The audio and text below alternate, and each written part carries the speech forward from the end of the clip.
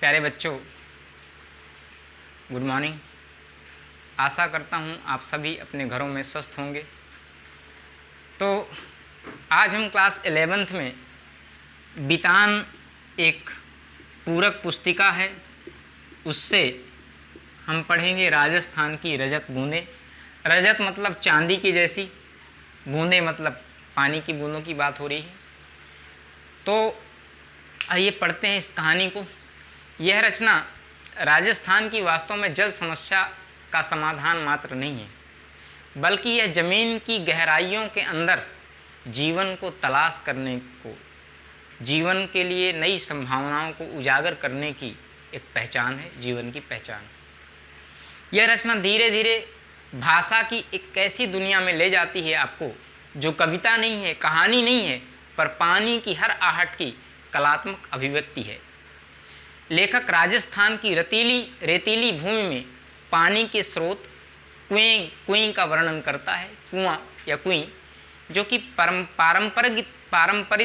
परंपरागत तरीके से जो हमारे ट्रेडिशनल रिसोर्सेस हैं पानी के, उनकी बात की जाती है।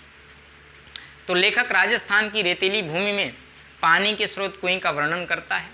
वह बताता है कि कैसे कुएं अर्थात कुआं खोदा जाता है। इस पूरी प्रक्रिया में कुएं खोदने का निर्माण, जब कुआं का निर्माण होता है तो क्या क्या होता है, इसका पूरा डिटेल में वर्णन किया गया है, और पानी कितने प्रकार का होता है।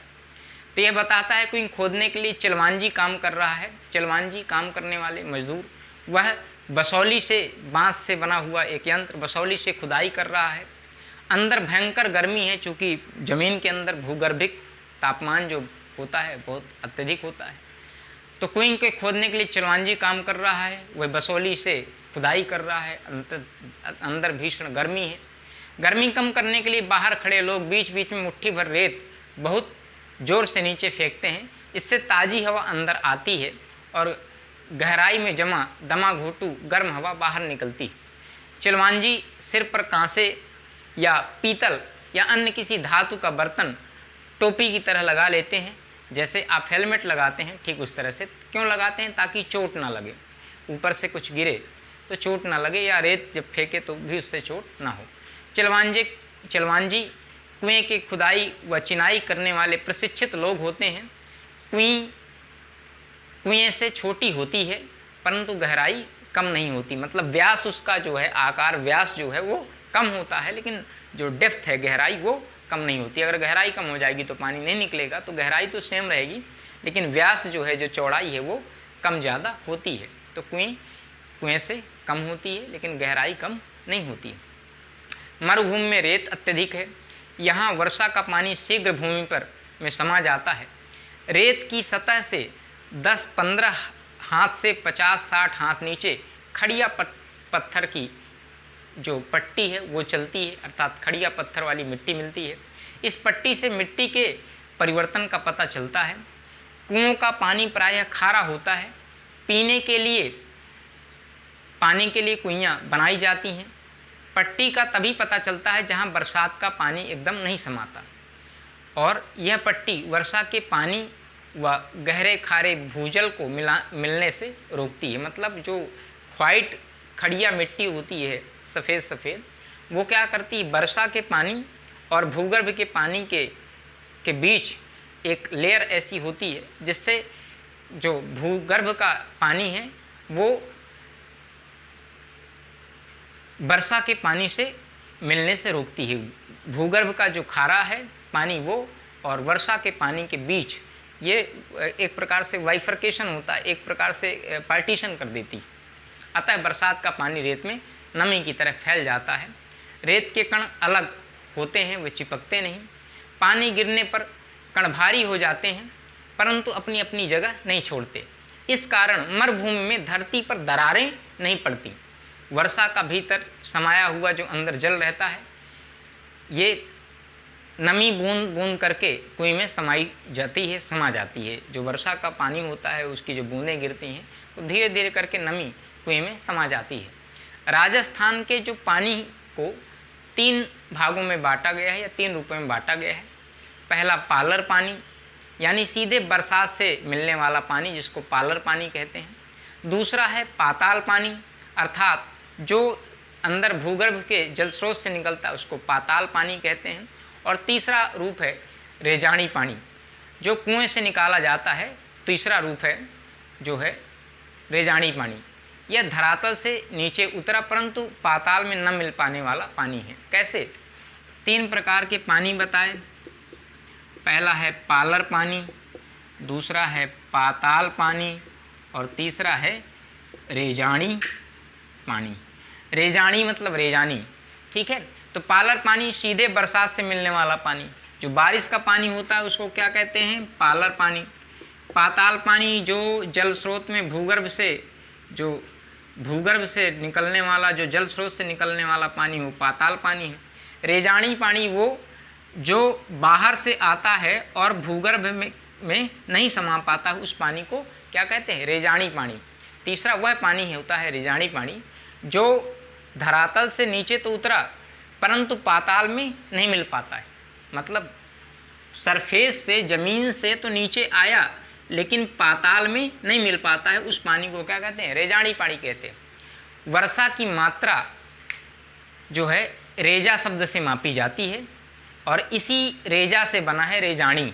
वर्षा की जो मात्रा होती है वहाँ रेजा से नापी जाती है। जैसे हम इतने सेंटीमीटर बारिश हुई, इतने मिलीमीटर बारिश हुई, तो राजस्थान में वर्षा को कैसे नापते हैं? रेजा से।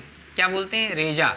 इतने रेजा बारिश हुई, तो वर्षा को रेजा से नापते हैं, इसीलिए उसका नाम क्या पड़ा? रेजाणी पानी, जो धरातल में समाई वर्षा को नापता है। यह रेजाणी पानी खड़िया पट्टी के कारण जो है पाताली पानी से अलग रहता है। मैंने पहले बताया कि पाताली पानी को जो जल स्रोत, जो भूगर्भ का पानी है, उससे पानी को अलग करती है एक मिट्टी, खड़िया पानी। वो खड़िया मिट्टी की जो लेयर होती है वो भूगर्भ के जल को और वर्षा से जो समाया हुआ जल है उस जल को अलग करती है, उसका पार्टीशन करती है। कौन? खड़िया मिट्टी। इस कारण से ये खारा नहीं हो पाता। इस विशिष्ट रेजाणी पानी को समेटती है कुएं। यह 4 से 5 हाथ के व्यास तथा 30 से 60 या 65 हाथ की गहराई तक की हो सकती है। कुएं का प्राण है चिनाई, जो पत्थर लगाए जाते हैं उसको चिनाई कहते हैं। अगर ये चिनाई ढंग से नहीं होगी तो कुआं या कुएं टूट जाएगी, ढह जाएगी। तो इसमें हुई चूक चेजारों के भी प्राण ले सकती है और कुएं भी ढह सकती है। हर दिन की खुदाई से निकले मलबे को बाहर निकालकर काम की चिनाई कर दी जाती है। कुएं की चिनाई ईंट या रस्से से की जाती है, चाहे तो रस्से बना करके चिनाई कर दे, रस्से लगा दें या फिर ईंट पत्थर लगा दें। कुएं खोदने के साथ साथ ही चिनाई कर दी जाती है और एक खींप नामक घास होती है जिसका मोटा रस्सा तैयार किया जाता है और उस रस्से से हर रोज़ कुएं के तल पर दीवार के साथ सटाकर गोला ऐसे गोला बिछाया जाता है। इस तरह हर घेरे में कुएं बंधती जाती है। लगभग 5 हाथ के व्यास की कुएं में रस्से की एक कुंडली का सिर्फ एक घेरा बनाने के लिए लगभग 15 हाथ लंबा रस्सा चाहिए होता है। मतलब जब कुएं बन गई तो कुएं की चिनाई करने के लिए रस्सा या ईंट, तो रस्सी को ऐसे लगाया जाता है। ये खींप नामक एक वहाँ पर घास पाई जाती है, उससे रस्सी बनाई जाती है और एक घेरा बनाने के लिए लगभग 15 हाथ लंबा रस्सा चाहिए होता है। इस तरह करीब 4000 हाथ लंबे रस्से की ज़रूरत पड़ती है। पत्थर या खींप न मिल पाने पर चिनाई का कार्य लकड़ी के लंबे लट्ठों से भी किया जाता है। ये लट्ठे अरणी, बण, बावल या कुंबट के पेड़ों की मोटी टहनियों से बनाए जाते हैं। जिन पेड़ों का मैंने नाम लिया, अरणी, बण, बावल या कुंबट, ये सारे ऐसे पेड़ होते हैं जो पानी में रहने पर इनकी लकड़ियाँ नहीं सड़ती हैं। इनकी मोटी टहनियों से भी बनाया जाता है। ये नीचे से ऊपर की ओर एक दूसरे में फंसाकर सीधे खड़े किए जाते हैं तथा फिर इन्हें खींप की रस्सी से बांधा जाता है। खड़िया पत्थर की मिट्टी आते ही काम समाप्त हो जाता है और कुएं की सफलता उत्सव का अवसर बनती है। पहले काम पूरा होने पर विशेष भोज भी होता था। चेजारों की तरह तरह की वस्तुएं उनको भेंट दी जाती थी। वर्ष भर के तीज त्योहारों पर भेंट, फसल में हिस्सा आदि दिया जाता था। परंतु अब सिर्फ क्या है, मजदूरी दी जाती है। जैसलमेर में पालीवाल ब्राह्मण व मेघालय गृहस्थी, जैसलमेर में जो पालीवाल ब्राह्मण हैं व मेघवाल गृहस्थी स्वयं कुइयाँ खोदते हैं। कुएं का मुंह छोटा रखा जाता है। इसके 3 कारण हैं। पहले, रेत में जमा पानी से बूंदें धीरे धीरे रिसती हैं। दूसरा, मुंह बड़ा होने पर कम पानी अधिक फैल जाता है, अतः उसे निकाला नहीं जा सकता। छोटे व्यास की कुएं में पानी 2-4 हाथ की ऊंचाई ले लेता है। पानी निकलने के लिए छोटी चड़स का उपयोग किया जाता है। दूसरे, छोटे मुंह को ढकना सरल होता है। एक तो अगर साइज बड़ा कर देंगे व्यास तो पानी फैलेगा, ऊपर नहीं आएगा। अगर सकरा कुआं होगा तो पानी जल्दी से ऊपर आ जाएगा, नंबर 1। नंबर 2, उसमें गंदगी जाएगी तो इसलिए, और उसको ढका नहीं जा सकेगा, तो इसलिए ढकने के लिए भी जो है सकरे कुएं की, सकरे मुंह वाली कुइयाँ ज़्यादा अच्छी होती हैं। खैर, कुइयों के ढक्कन पर ताने भी लगाए जाते हैं। यदि कुएं गहरी है तो पानी खींचने की सुविधा के लिए उसके ऊपर घिरनी या चक्री भी लगाई जाती है। यह गरेड़ी, चरखी या फरेड़ी भी कहलाती है। खड़ी या पत्थर की पट्टी एक बड़े क्षेत्र में से गुजरती है। इस कारण कुएं लगभग हर घर में मिल जाती है। सबकी निजी संपत्ति होते हुए भी यह सार्वजनिक संपत्ति होती है। कोई भी व्यक्ति कुएं से पानी लेने को मना नहीं करता, किसी को रोकता नहीं है, क्योंकि इससे भूमि के नीचे की नमी का अधिक विभाजन होता है। राजस्थान में इसे नई कुएं बनाने का निर्माण के लिए अब स्वीकृति कम दी जाने लगी है, क्योंकि इससे जो है भूगर्भ के जो जल का दोहन होता है, जो उसका कंजम्पशन होता है बहुत अत्यधिक होता है, तो अब गवर्नमेंट ने परमिशन देना बंद कर दिया है। राजस्थान में हर जगह रेत के नीचे खड़िया पत्थर नहीं है। यह पट्टी चुरू, बीकानेर, जैसलमेर आदि और बाड़मेर आदि क्षेत्रों में ही पाई जाती है। यही कारण है कि इस क्षेत्र के गांव में लगभग हर एक घर में एक कुएं पाई जाती है। तो ये राजस्थान की बलुई रेतीली ज़मीन पर पानी की जो बूंदें हैं, चांदी की बूंद की समान हैं। तो आज हमने इस पाठ को पढ़ा। आशा करता हूँ यह पाठ आपको समझ में आया होगा। अगर आपको कहीं भी कोई डाउट है या कोई क्वेरी है तो आप कमेंट बॉक्स में मुझसे पूछ सकते हैं।